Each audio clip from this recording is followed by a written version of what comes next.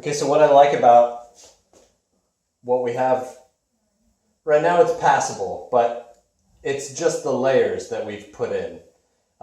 There's a few things that we still need to do. In this area here, this nice tight center spiral should really catch your eye. And as you look at the rose, you can kind of feel your eye spiral out from there as you kind of look at the whole piece. You'll notice that this center petal curls toward the inside. It's spilling outward. So this actually needs to be a tighter undercut coming up to this line. Of everything you make on this rose, the line work is pretty important, except for this center line. You could really skip that. It's not going to be a big deal once I planish up to it. It'll close, it'll kind of go away. But on a larger piece, that's probably what I would, I'd just leave it out, because having it there means getting that to look like it's an undercut is just a little bit more challenging. So I'm just going to reposition a little so I have a better vantage point. We're going to switch down to a 3-ounce hammer.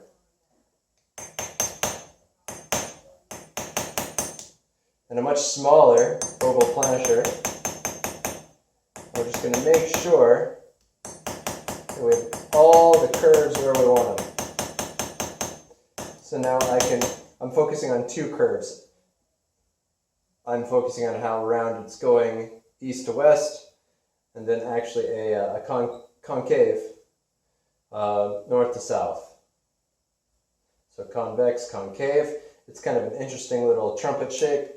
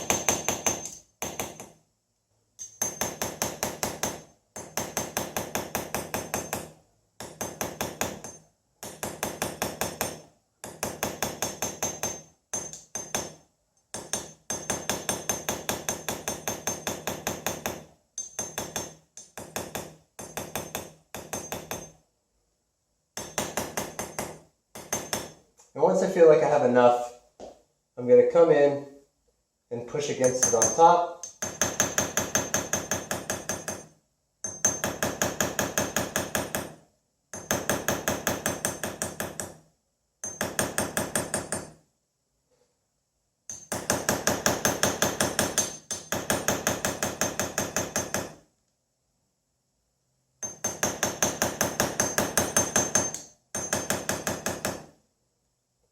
I'm really sitting the back edge, that corner, in the old line work, and I keep making a more dramatic depth every pass, trying to get a better ripple, a better displacement.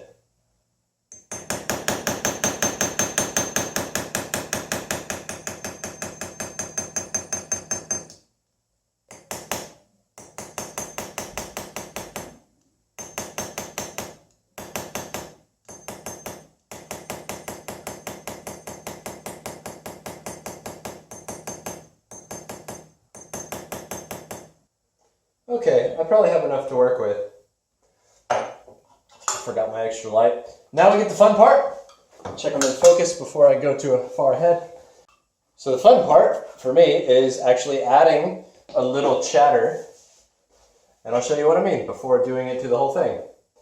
I'm going to line up my chisel long ways with the petal, and as I take a curve, I'm going to just go one pass at a time and then change my radius, or not my radius, but my angle each time, going back in with that pretty light hammer.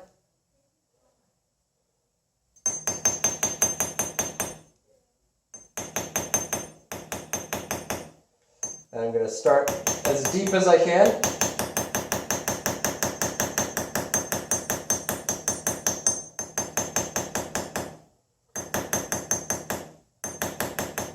Get it over any stubborn sticking points, and then just go back and forth.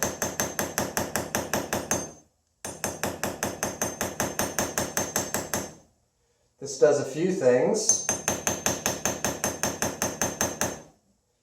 With each layer, you're getting a little chatter.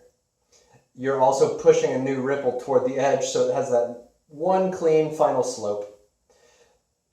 A word of advice is just you're going to start as wide as you can, but then as you get closer to the tip, with each pass, I'm centering and making it a little bit shorter of a pass each time I get there.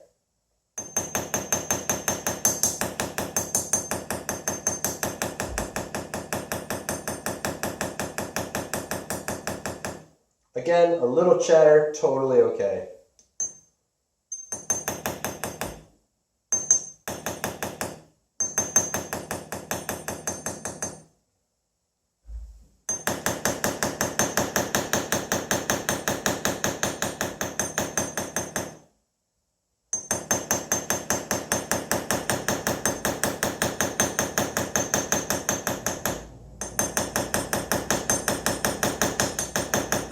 You could think of this as just fanning out the tooling marks, kind of keeping it centered toward where you think the middle is.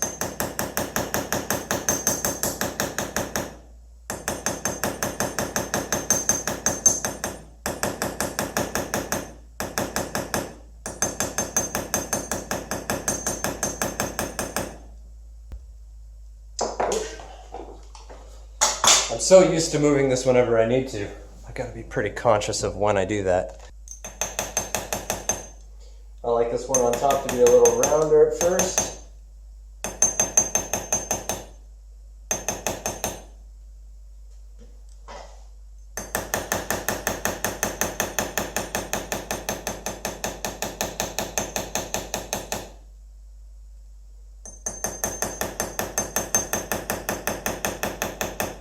I'm going to do this lower level just real quick. I'm worried if I push too far against it because it's so narrow, I'm going to lose access.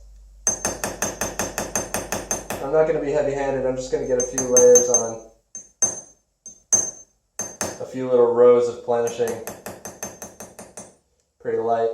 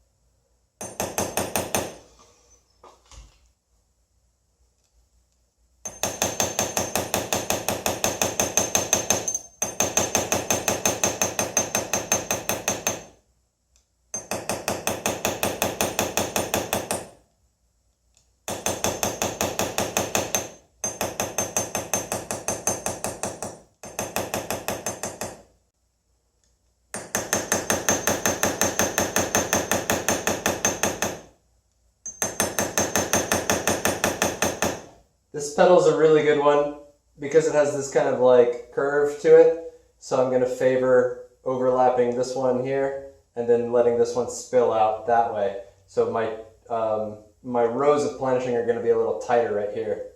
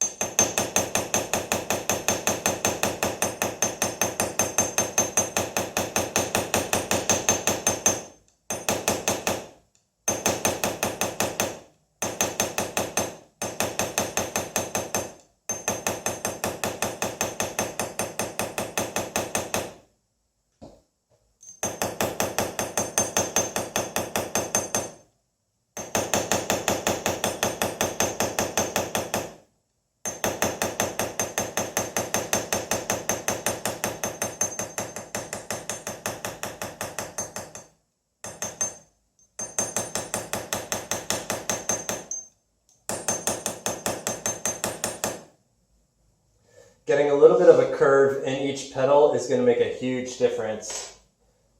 For this last petal down here, I'm just going to use a larger planisher.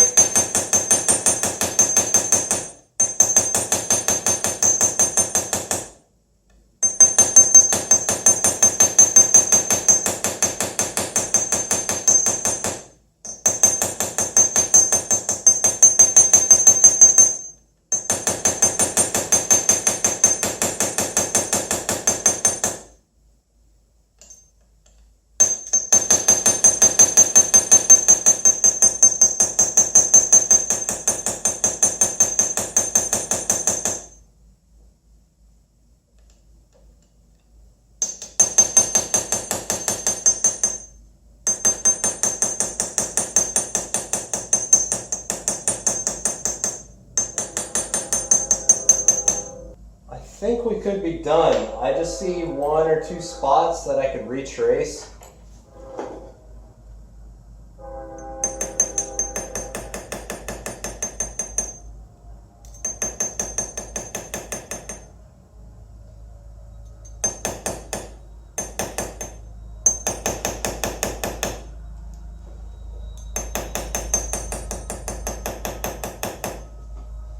Retracing like this can have a few advantages. When you do a patina on top, it's going to really soak into those little nooks and crannies. You know, ensuring that your line work is visible no matter what.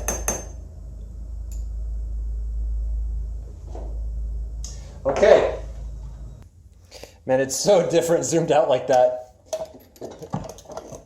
It's a good reminder of how tiny this was. Some 220 sandpaper is going to, it's worn out. It's really worn out, by the way.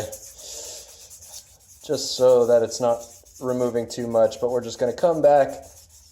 Again, the advantage of steel means that I can't actually remove that much material because it's resisting me, but we're just going to buff some of those highlights and any burnt edges. This is why a little chatter, not a big deal, It's going to force the illusion of depth, which is really nice. The texture makes it more visible. The texture changes the way it reflects the light between the different subjects in the piece itself. So it'll stand out nicely against the leaves and against the animals that are going to be on these bracers. And I don't want to take it too far, just enough. Let's stop there. I'm just going to put, I think, a little, I'm using just a Sharpie for now, just to get the contrast of what a patina might do for it. Get an idea of what highlights are going to be where. It also makes it just a little matted, which increases visibility for the camera, because a polished surface will just be looking into a mirror if it's too reflective. Okay. So I'm pretty happy with that.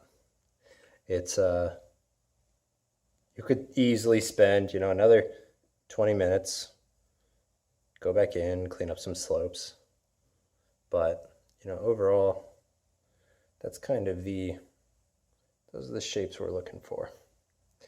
And I think that'll give you kind of a good idea of the work involved on making a rose and how you can tackle making these different layers, making these, angled planishing chisels. Let me give you a good up-close view. So here is kind of the difference between two of them. So the one on the right is a very soft angle. It's not a very harsh angle at all, but this one on the left is a little rounder and a little sharper. And you'll find the one on the right here will, pretty easily get into some of these larger petals for the background, but that you will need the sharper curve, getting into some of these much tighter areas. They'll save you a ton of work. I couldn't recommend them enough. And thank you for watching, because it's always a journey seeing how much work filming and sharing can be sometimes, and it means a lot when it actually is going to help, or if people get any kind of feedback from this in a good way. So stay in touch. Let me know how your project goes for you. This was just the blossom. The leaves, you can pretty much make them however you want. And I'm going to leave that up to the discretion of the individual. But the blossom and the layering for the blossom can be the hard part. And I find it pretty gratifying to see it finally come together. That last final touch of the 220 sandpaper, just to lighten up some of the highlights, really makes it pop. It's huge. And then, a slight patina. Again, we only used ink because I'm not near done with these, so I'm not going to patina them now. But, whatever you jump into patina your steel or your project, know that this is how some of those highlights and shadows will be cast. It's a great way to figure out what it's going to look like. And it's a pleasure to share. So thanks so much for watching. Good luck and happy chasing.